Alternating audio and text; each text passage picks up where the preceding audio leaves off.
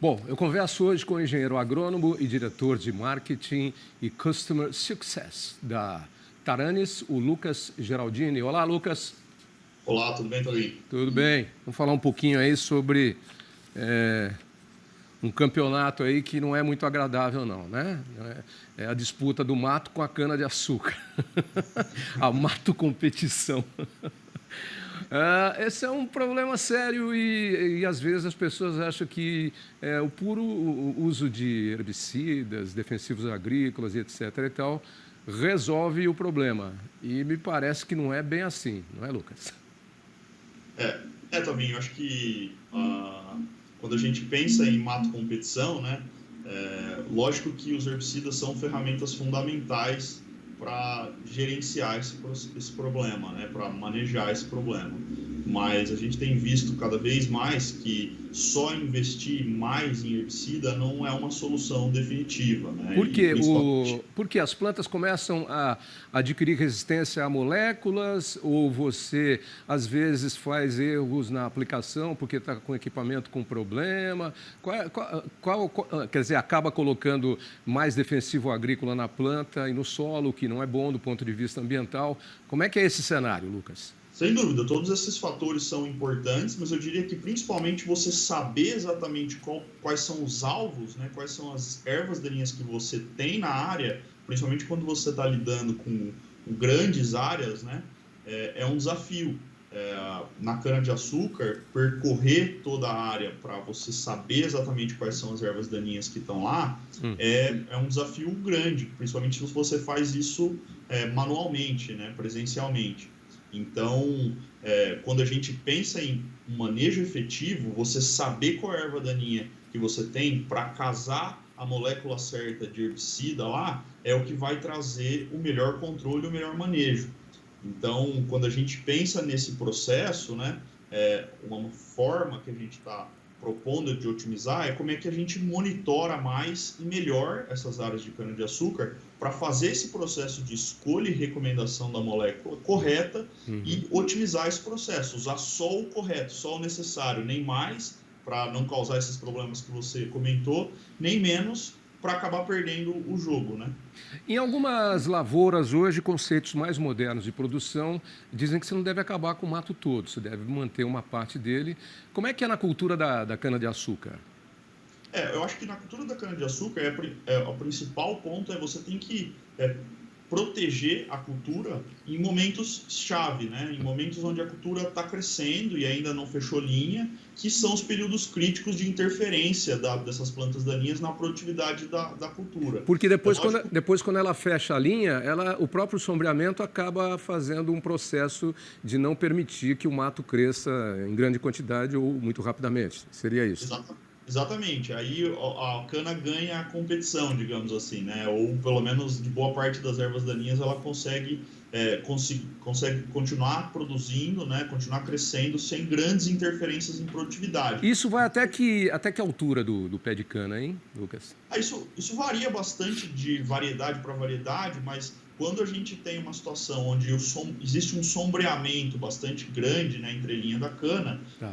você tem já uma situação menos problemática. E É, esses vários elementos defensivos que você utiliza, eles erradicam radicalmente o mato, a erva daninha, quer dizer, queimando de cima até a raiz, ou é uma coisa superficial? a grande estratégia de manejo que é empregada na cana-de-açúcar, é lógico que em diversos momentos, mas o principal é usar na pré-emergência da planta daninha, né? E da planta e da cana também. Então essa molécula ela fica ali depositada no solo e quando a planta de daninha, né, nasce, germina e entra em contato com essa molécula, ela acaba morrendo. Então você evita que ela fique muito grande e que grandes dosagens sejam necessárias, né? E você permite também que só a cana cresça, né, nesse ambiente, porque os herbicidas são seletivos para a cultura da cana, né? Você tem. E o problema da erva daninha, ou do mato, é que ele compete com a planta, com a lavoura, né? E aí ele retira elementos do solo que seriam essenciais e fundamentais para a planta.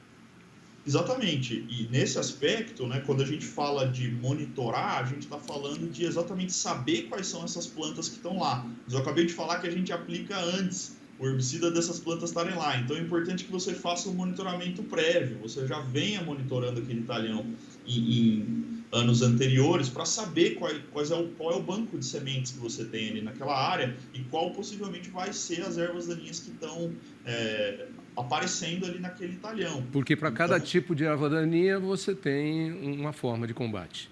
Exatamente. Para cada erva daninha existe uma molécula mais eficiente, né? Então, a intenção é, se você conseguir construir um sistema de monitoramento, um processo de monitoramento robusto dessas áreas, você consegue ajustar essas recomendações para o ótimo. Tá. Então, você evita gastar demais e atrapalhar a sua rentabilidade do ponto de vista de estou usando muito herbicidas, e você também evita a questão de perda de produtividade por mata competição, que pode ser bastante severa, pode prejudicar bastante a produtividade. Eu vou usar a sua entrevista aqui, o que você está falando, para um exemplo próprio. Eu tenho um gramado lá na praia e eu tive que refazer várias áreas e aí eu tive que fazer monitoramento, ou seja, porque a grama, depois de um certo tempo que ela cresce, ela vai fechando e o mato não cresce muito. Mas no monitoramento, de vez em quando, eu preciso ir lá e arrancar umas tiriricas, que a tiririca é mais difícil de morrer. E tem que ir lá na mão e arrancar uma a uma lá. É mais ou menos a mesma coisa, porque quando ela fecha, aí fica mais difícil da erva daninha crescer. É isso, né?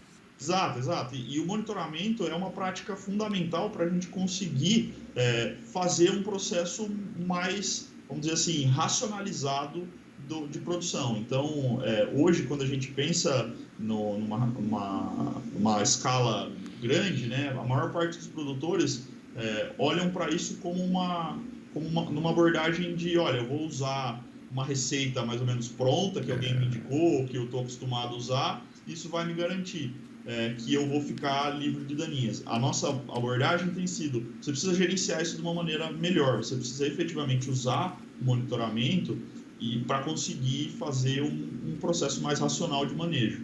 Você vê que as coisas são mais ou menos pelo mesmo caminho, né? Antes da sua entrevista, eu tive uma entrevista aqui sobre ferrugem asiática, que nós temos aí um crescimento no número de focos. Aí falei com um departamento da BASF lá, que cuida especificamente disso. E o negócio é a mesma coisa, é monitoramento, cuidado para você poder agir no momento certo e na hora certa. Não é diferente também no combate às ervas daninhas do canavial, não é, Lucas? Exatamente, Davi. Até pouco tempo atrás, sem as tecnologias que existem hoje, monitorar poderia ser até uma prática difícil, complexa, porque é muita área, você tem que ter muita gente para fazer isso. Como você tem, hoje em dia, à disposição tecnologias como a que a Taranis desenvolve, você consegue fazer isso com escala, você consegue fazer isso de maneira ampla e representativa das áreas, com velocidade, com agilidade. Então, hoje já existe tecnologia para descomplicar esse que era um gargalo de fazer uma gestão melhor, que era ser capaz de monitorar. É isso aí, a tecnologia evolui para poder facilitar a evolução e a produtividade que vem e a colheita depois do plantio. Também na minha entrevista com o soja eu falei, de repente, como é que você vai monitorar? E aí ele me trouxe as soluções, que é o que você pode falar na sequência também, você já abriu aí o caminho, porque você não tem, salvo se você tem um sítio, aí tem 1 hectare de milho, você não tem, você tem extensas áreas de milho, extensas áreas de soja, extensas áreas de algodão, extensas áreas de cana, e aí existem as técnicas de monitoramento que hoje são perfeitamente possíveis de fazer, né? O que a Taranis faz, ela sobrevoa as áreas, né, com aviões tripulados ou com drones, dependendo da situação a gente usa um determinado veículo, mas o efeito é o mesmo. No final das contas, o que a gente está fazendo é a gente está adquirindo imagens dessas áreas, né? Essas imagens são feitas de uma maneira com bastante detalhamento, com bastante resolução, e a gente usa a inteligência artificial para depois processar essas imagens e transformar essas imagens em informação sobre o que está acontecendo nos talhões. Então, a tecnologia da Taranis entra nesse elo do monitoramento dentro do processo de gestão.